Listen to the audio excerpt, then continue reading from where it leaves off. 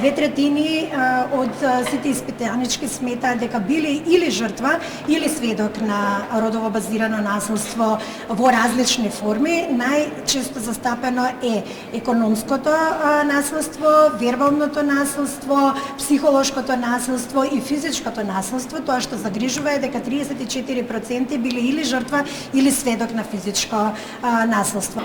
Речиси 3 од 4 млади жени во цела Северна Македонија кажуваат дека не се чувствуваат безбедни во јавните простори поради својот род.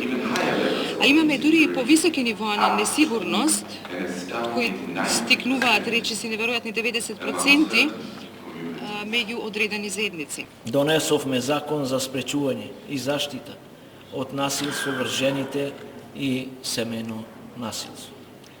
Тоа е важен чекор нанапред, но законот сам по себе не е доволен. Треба да работиме сите.